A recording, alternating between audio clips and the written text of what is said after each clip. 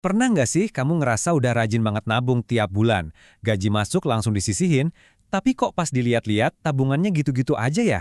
Padahal harga-harga di luar sana makin naik. Nah, ini dilema banyak orang. Tenang, di bahasan kali ini kita bakal bedah tuntas 3 pilihan paling populer buat pemula. Deposito, reksadana, dan saham. Yuk, kita cari tahu mana yang paling cocok buat kamu. Oke, sebelum kita milih-milih mau investasi di mana, penting banget nih buat nerdi dulu, akar masalahnya apa sih? Kenapa ya uang yang udah susah payah kita kumpulin itu nilainya kok kayaknya makin lama makin berkurang? Yuk kita selami lebih dalam. Ngerasain hal ini kan? Mungkin gaji naik, tapi kok rasanya buat beli ini itu tetap aja pas-pasan. Kopi yang biasa kamu beli, ongkos ojek, bahkan mie instan di warung, semuanya pelan-pelan jadi lebih mahal dari tahun lalu. Ini bukan cuma perasaan kamu aja, ini beneran terjadi. Jawabannya simpel, inflasi. Inilah si musuh tak terlihat yang diam-diam memakan nilai uang kita.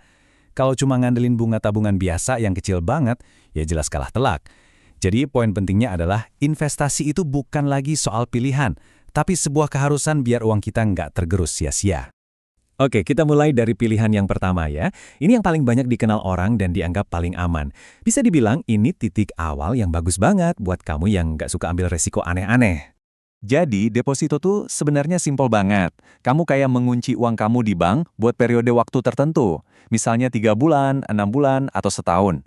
Nah, sebagai gantinya, bank bakal kasih bunga yang udah pasti di awal dan biasanya lebih tinggi dari tabungan biasa. Nggak ada kejutan, semuanya bisa diprediksi. Plusnya apa? Jelas, aman banget. Sampai dijamin sama lembaga penjamin simpanan atau LPS. Hasilnya juga pasti. Tapi, ada tapinya nih. Keamanan ini ada harganya. Uang kamu jadi nggak liquid, alias nggak bisa diambil sewaktu-waktu. Dan yang paling sering jadi masalah, bunganya itu kadang tipis banget bedanya sama inflasi, bahkan bisa kalah. Jadi potensi tumbuhnya terbatas banget. Terus, kapan dong deposito jadi pilihan yang paling pas? Nah, ini contohnya. Kamu punya tujuan jangka pendek yang penting banget, dan nggak boleh ada drama. Misalnya ngumpulin dana renovasi rumah buat tahun depan. Kamu butuh kepastian 100%, uangnya bakal ada, nggak mungkin berkurang. Nah, deposito ngejawab kebutuhan ini dengan sempurna. Oke, dari jalur aman, sekarang kita coba naik level sedikit ya. Kalau kamu ngerasa butuh sesuatu yang lebih dari sekedar aman dan pengen potensi pertumbuhan uangmu lebih kencang, ada nih pilihan yang lebih seimbang. Gini deh, bayangin reksadana itu kayak lagi patungan rame-rame. Uang kamu, uang saya, dan uang ribuan orang lain dikumpulin jadi satu.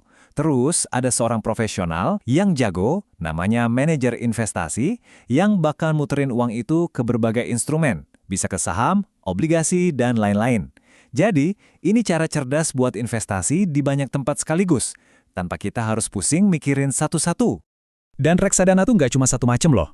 Ada beberapa rasa yang bisa kamu pilih, tergantung seberapa berani kamu.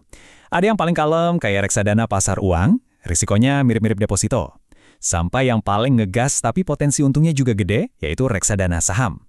Kamu bisa pilih yang paling pas sama tujuan dan profil risikomu. Keunggulan utamanya diversifikasi. Artinya, risiko kamu disebar, jadi nggak numpuk di satu keranjang aja. Plus, ada ahlinya yang ngurusin.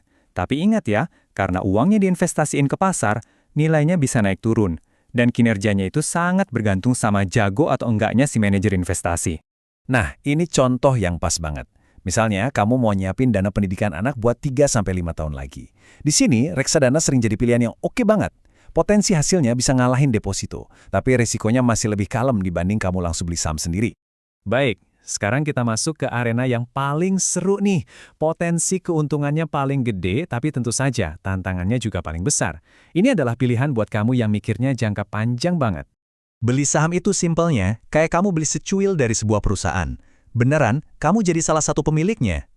Nah, untungnya bisa datang dari 2 jalan. Pertama, dari kenaikan harga sahamnya, dan kedua, dari pembagian keuntungan perusahaan yang biasa kita sebut dividen. Disinilah letak daya tariknya yang luar biasa. Potensi hasilnya itu nggak ada batasnya. Tapi, ini ibarat pedang bermata dua. Risiko dan gejolak harganya juga paling tinggi. Investasi di saham itu bukan cuma soal pinter analisis, tapi juga soal mental. Kamu harus siap lihat nilai investasimu naik turun dengan drastis. Ini dia yang namanya keajaiban compounding atau bunga berbunga. Duit kerja buat ngasilin duit lagi. Investasi yang kelihatannya kecil di awal, kalau dikasih waktu yang cukup panjang, bisa tumbuh berkali-kali lipat. Kuncinya cuma 2, sabar dan waktu. Terus gimana dong caranya biar pemula bisa lebih aman main di saham? Gampang, ikutin aja aturan main dasar ini. 1. Pakai uang dingin, jangan pernah pakai uang dapur. 2. Pikirin ini buat jangka panjang, 5 atau 10 tahun lagi. 3. Jangan taruh semua telur di satu keranjang. Dan yang paling penting, belilah perusahaan yang bisnisnya kamu ngerti, bukan cuma ikut-ikutan teman. Oke, kita udah kenalan satu persatu sama deposito, reksadana, dan saham. Sekarang, gimana kalau kita jejerin mereka bareng-bareng? Biar kelihatan jelas banget bedanya di mana. Kalau kita lihat perbandingannya, polanya jelas banget kan? Risiko dan potensi hasil itu jalan barengan. Deposito paling aman, hasilnya paling rendah. Saham paling berisiko, tapi potensi hasilnya paling tinggi. Dan reksadana ada di tengah-tengah, nawarin jalan tengah yang seimbang. Nah, simulasi ini bikin perbedaannya jadi kelihatan nyata banget. Dengan modal dan waktu yang sama, lihat deh hasil akhirnya bisa beda jauh. Tentu ini cuma contoh ya, tapi ini nunjukin kalau semakin besar resiko yang berani kamu ambil, semakin besar juga potensi hadiahnya di masa depan. Sampai sini kita udah ngomongin produknya terus, tapi pertanyaan yang paling penting sebenarnya bukan soal produknya, melainkan soal diri kamu sendiri. Coba deh kita kenalan sama 3 orang ini. Kamu lebih mirip siapa? Apakah kamu seperti Rina yang lebih mentingin tidur nyenyak daripada imbal hasil yang tinggi? Atau kayak Doni yang pengen tumbuh tapi butuh bantuan ahli?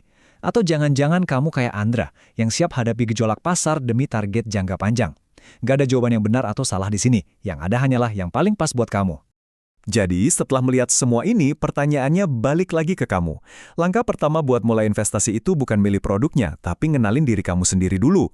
Apa tujuanmu, seberapa berani kamu sama resiko, dan seberapa disiplin kamu bisa berkomitmen. Karena pada akhirnya, instrumen investasi terbaik adalah instrumen yang bikin kamu bisa terus berinvestasi dengan tenang dan konsisten.